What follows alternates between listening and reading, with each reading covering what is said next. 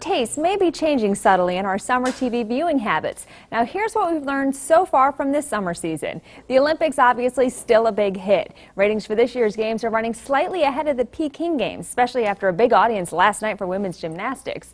America's Got Talent is still the top summer show, but just like American Idol, it's beginning to slip. Other network reality shows are doing very poorly this summer, particularly the dating shows. On cable, reality shows like Storage Wars and Lizard Lick Towing, which our director Austin says is really good, they're still doing well.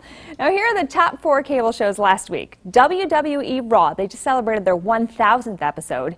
The Closer is of course in the last season. Rizzoli and Isles, and Burn Notice. Well, we've gathered our TV panel tonight to break down the summer TV shows. Mo is back from US 101, and we brought in our photographer, who's also a huge TV fan, Chris Lane. And you know, I realize it's the Beijing Games, not Peking. It was the Beijing Games that did well.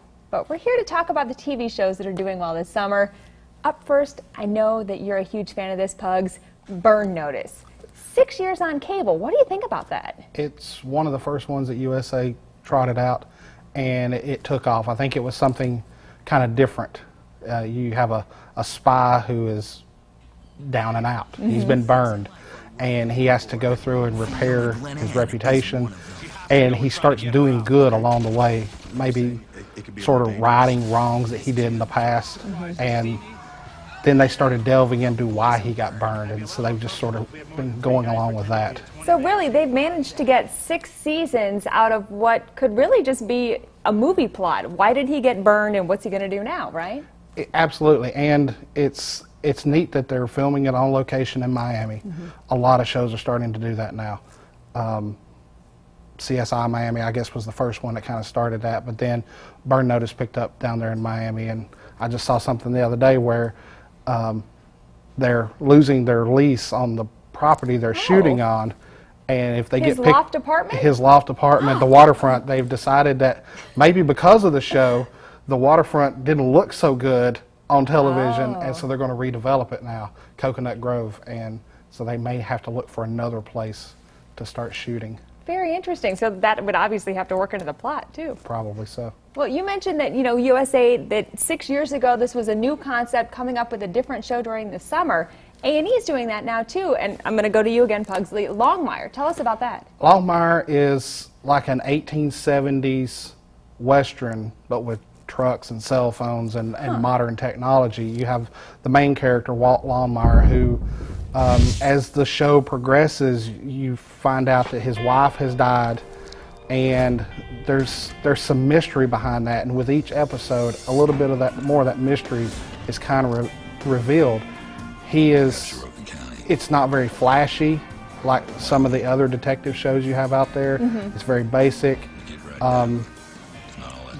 In the plot, or in the series premiere, when he's being questioned about sitting in his office and reading a book, he lays the book on the table, and it's a Sherlock Holmes novel, and he says, he tells his deputy who's running against him for sheriff that if you're going to be a good detective, you need to learn the basics.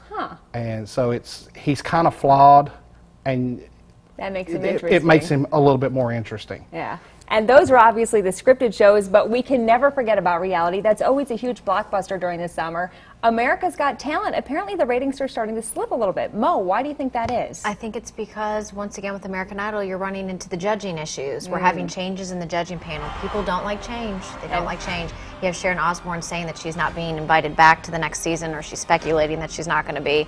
Howard Stern, he's kind of hard to take sometimes, so I think people have a love-hate when it comes to Howard Stern.